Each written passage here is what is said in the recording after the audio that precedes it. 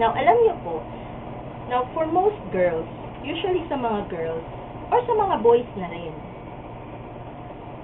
pag sinabi ng isang tao, sino man, boy or girl, pag sinabi niya, ayoko sa'yo, alam niya na in 10 seconds, ayaw niya sa'yo. Malinaw, simple, ayaw ko sa'yo, ayoko sa'yo. At mas matindi pa, may magsasabi pa, alam mo, mas nanaisin ko pang mag-fasting kaysa pakasalan ka. Mas masakit, di ba?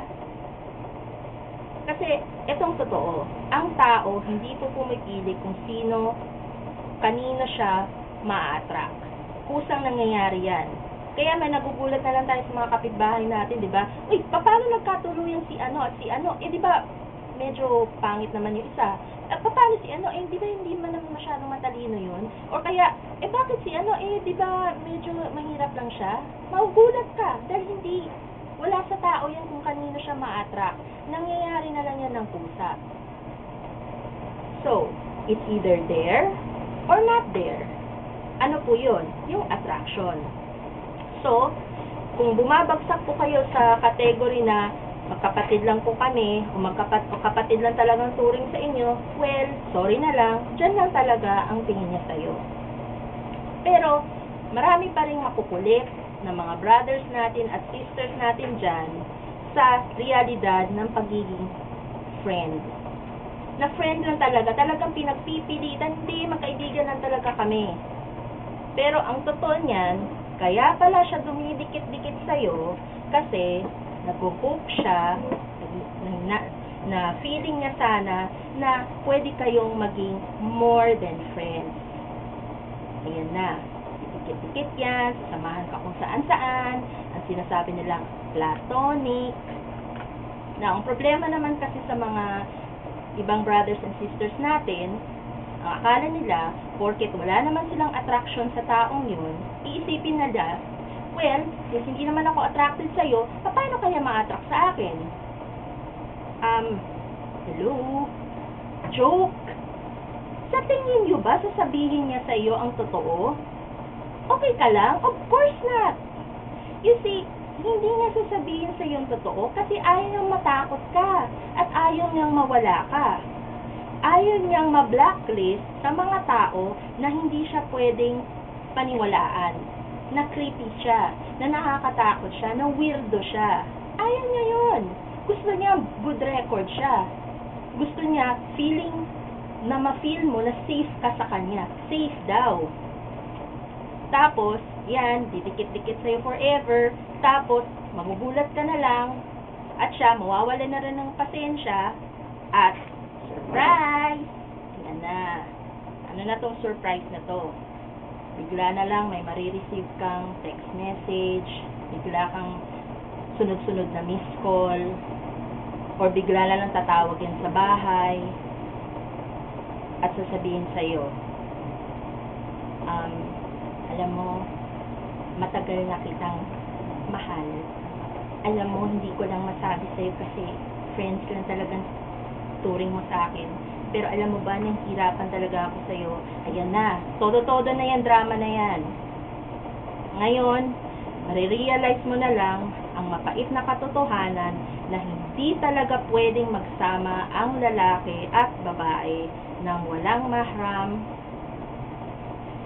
At ikaw naman, eto na, super deny to death ka naman, at sasabihin mo, imposible o hindi pwedeng mangyari ito sa akin.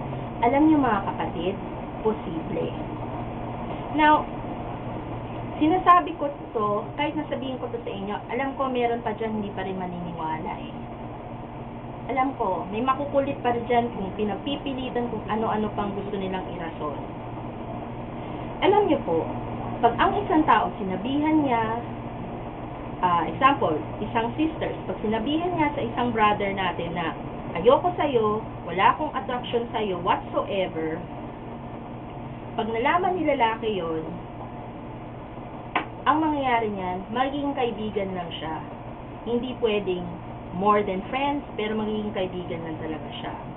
Now, pumunta naman po tayo sa boyfriend and girlfriend relationship na may MU. na may mutual understanding or MA, mutual attraction.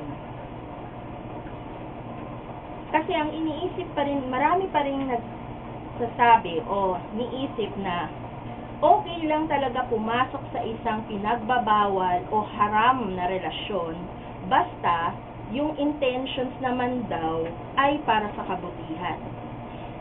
Alam niyo, maraming mga brothers dito medyo matatamaan. Kasi marami dyan nagsasabi na, especially even together with their wives, sabihin nila, they're having illicit relationship, dahil nakikipag-text dyan sa mga sisters or sa ibang babae, at mahuhuli na lang ni first wife na, aba, I love you? Mahuhuli na lang niya sa mga text message, saan galing to? Ayun na, problema na. At pag nahuli si mister, ano sasabihin ni mister? Pakakasalan ko naman siya eh. Pwede naman ang second wife sa Islam eh. Ay, pwede naman ang third wife sa Islam eh. No, pwede naman ang fourth wife sa Islam eh. Ayun na. Ang keyword po natin dito, haram relationship. Maraming tao na nag-iisip pa rin na pwedeng pumasok sa isang haram relationship for as long na pure daw ang intentions nila. Haram relationship na nga eh. Ano bang magulo doon? Okay? So, ngayon naman po, in other words, sasabihin po nila, well, the end justifies the means. Now, ang Islam po ay hindi magulo. Ang Islam po ay simple, malinaw, at praktikal na pananampalataya sa isang Diyos, si Allah, at ito ay isang simple at praktikal na pamumuhay. Ang Islam po ay way of life. So, bakit natin ginugulo masyado?